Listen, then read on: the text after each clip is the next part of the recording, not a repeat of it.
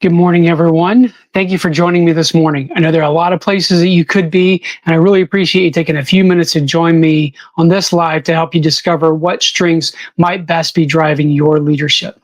Now, if you don't know me, I'm Jeff Coleman. I'm an executive and leadership coach, and I help CEOs and C-suite executives who feel ineffective and lost to lead authentically in a way that provides them joy, increased team performance, and avoids burnout. Today, I want to help you take a little bit more of a deep dive into what your top strengths may be and how you can start to leverage them more effectively. So my goal for this session is for that you walk away understanding a little bit more of what a top strength is and maybe even a little bit of what it feels like when you're operating in a top strength.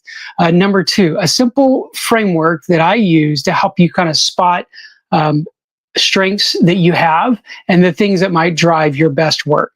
And then two small practical shifts that you can make immediately that hopefully will help you be more intentional with your strengths. So what exactly do I mean when I say a top strength? So one of the things that I do when I do workshops is I love to give people a very simple exercise. And I tell them the one rule of the exercise is you cannot ask me any questions over the instructions once I give them. And so I say, for the next 30 seconds, I'm going to take out a pen and paper, and I want you to write your name. And that's all I give them, and I give them 30 seconds. And then I start asking a few questions. How many of you picked up the pen with your dominant hand? Everyone, all right? Why? Because it's natural, because it's normal. How did it feel when you were writing your name? You hear words like effortless, easy, wrote it very well, you got excellent results. These are all characteristics of when you're operating in a strength. It's something that you're going to do naturally. You're just going to do it oftentimes without thinking. And then what I'll tell them is take that pen and put it in your other hand. Put it in your non-dominant hand. Now, same exercise, write for 30 seconds, your name, go. At the end, I'll then ask them questions, the same questions. How did that feel? Usually you hear awkward, difficult. I had to really think about it. The results were not good, especially when I do it. It's really terrible. And I explained to them, well, that's what it looks like when you're operating in we call them non-patterns, not a weakness. And I'll explain that in just a second, because when we talk about a strength, we're talking about something that's naturally occurring. So the opposite of natural is not weak. It's simply unnatural. If you've ever seen someone, when I was growing up, kids would break their arm, the one that they wrote with, right? And they would always have to learn how to write with the other hand. And typically, depending on how long the cast was on, someone would kind of get the hang of it for a while. But what happened every time that cast came off? I never saw anyone who kept writing the other way. Once that restraint, once that constraint was lifted, they always went back to what was natural. And whenever we're not required to do things in a certain way, when we're allowed to kind of do them in our own natural way, we're always going to do things that align with our strengths, because that's actually where we get all of our best performances. So that's what I mean when I say a top strength. And here's a little bit of a framework that I use to help you sort of figure out, what are some of the strengths that are going to drive your best results. And in my coaching practice, we call them the 5 E's. And I'll list them here: energizing, enjoyable, easy, effective, and experienced in all environments. And I'll explain a little bit about what that means. So number one is energizing, increase energy. Like if you've done something where you're leading in a certain way, or you're doing something, maybe, you're analyzing spreadsheets if you're a data guy, or maybe it's just you're talking to other people if you really like to be around people and you're very relational. At the end of that time, you're not drained, you're actually energized. That may be a hint. It's enjoyable. So you find satisfaction, you enjoy doing whatever it is. Again, it could be something very deliberative where you're reading or you're learning. It could also be something very relational where you're spending time with friends or you're spending time with a large group. So it's enjoyable. It tends to be easy, very natural.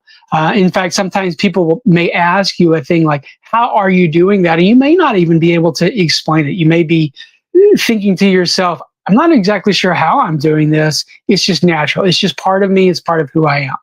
Number 4, very effective. Like you've probably been told you do X very well. Again, maybe it's you make very good, deliberate decisions by analyzing all the data and making informed decisions. Or it could be you do very well when you start moving in the general direction of where you need to go, and then you do a great job of adjusting on the fly, adjusting as you go. Either one of these are very effective ways of leading. And so you find that in a strength, you're very effective. You get great results. In fact, usually better than anyone else. And in some cases, you may frustrate others because you may do it effortlessly and be very effective, and they're trying really hard and they're just not able to produce the same results. And the final one is E, is experience in all environments. And the reason we say that is because sometimes you'll see that, particularly if it's something job related, you may be doing something which is very dependent on your job. Maybe you run your day in 15-minute increments on a schedule because that's the way sort of your work requires. And you may get very good, you may get pretty good at that. But it's likely, if it's not really a strength, it's probably likely a little bit draining. And then even if you're getting good at it, and then look at it in other environments on the weekend. Do you stick to a strict schedule? If you do, then maybe you have discipline, and maybe you have a ranger where you really like to sort of lay out your time and really operate in that very disciplined fashion. Or you may find, oh man, on a weekend I've got no schedule, no appointments. I love it. And then we would say, well, maybe that's not a strength. It's something that you got good at because your work really required it. So that's a way that you can look at to sort of help look at what strengths kind of look like. And I'm going to give you two kind of quick practical shifts that you can use to kind of help you use the strengths with more intention. And the first one is kind of obvious, but you need to discover what your strengths are. Now, how do you do that? One of the great ways that I talk about all the time is taking an assessment. Now, I think that the Gallup-Clifton Strengths Assessment is hands down the best. I get no commission on this, so if you go and take the Gallup Strengths Assessment, it's about $60 plus or minus, plus some tax. But it's over 34 million people have taken it. All of the top Fortune 500 companies use it in some way. 30 years of research really went into developing that, and I could go on and on about the details of it, but I really think that is probably the best. It gives the most detailed responses. Others that can be helpful, the Myers-Briggs, the DISC, and I think there are probably a few others as well, maybe some lesser known ones that are out there that can help you get a sense for what are your strengths. Another great thing to do, get a coach. And I know that I have coaches. I've worked with coaches. I am a coach.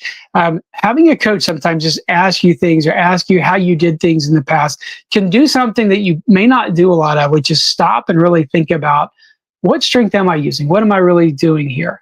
And what's worked in the past? Where do I find the most energy? And where is it that I totally lose track of time because I'm so engrossed in something? These are all kind of hints, and a coach can help you with that. You can ask a friend, a spouse. Performance evaluations sometimes will be helpful as well to kind of let you know that as you were doing something, this is kind of the feedback that you got, and it may give you some clues as to what your natural strengths are. So once you kind of have figured out what your natural strengths are, then another shift is ask yourself, how can I do more of that? The thing that I identified as a strength, how can I do more of that with my current situation, my current frustration that I'm having? Now, I'm going to give you an example, not to put the highlight on me or because my strengths are any better than any other strengths. In fact, Gallup has been asked multiple times, what are the best characteristics or what are the best strengths for a leader? And they over and over again say the data says there is no discernible pattern for what makes a great leader. It's really more leaders understanding who they are and then leading authentically out of that. So I'm going to tell you a little bit about mine and how I would do this exercise with myself. So a couple of my strengths that I'm going to talk a little bit about: relator, command, and competition. These are three of my top five. So relator is my number one. I like to go deep with people. I really like to understand people. So if I'm faced with a situation or an issue that I really have to make a decision, or I'm not quite sure how to go, one of the things I'll lean heavily on are people that I know, because I get to know my team really well. I have mentors, I have coaches, etc., and I know who's really good at what. And so I know how to ask for help. Sometimes it's a little harder than others, but I know how to ask for help. So I'll lean into that relator and lean on people that have helped me. Command number is another one that I have, which I used to joke that I've never met a group that I didn't want to lead. And while that's not entirely true, I do enjoy leading. So oftentimes when I'm struggling, I may find that actually what I'm doing is I'm stepping back and I'm letting others sort of take the reins when really I need to step forward. I need to step up and be the leader that I want to be and that I'm designed to be, and that I typically have good results in doing it. And so I'll lean into that and use that more. And the third one that I'll highlight today is competition. And this is one where, I use it as an example for when you have a strength in all environments. So highly competitive on the job, very competitive on the athletic field. And yes, unfortunately, even at family game nights, very competitive, sometimes get a little stressed out just because I'm not winning and I have to stop myself. But in this case, like when I'm using a leadership challenge, a competition, sometimes it's very helpful to let the team know, hey, this is where we're racked and stacked with all the other teams.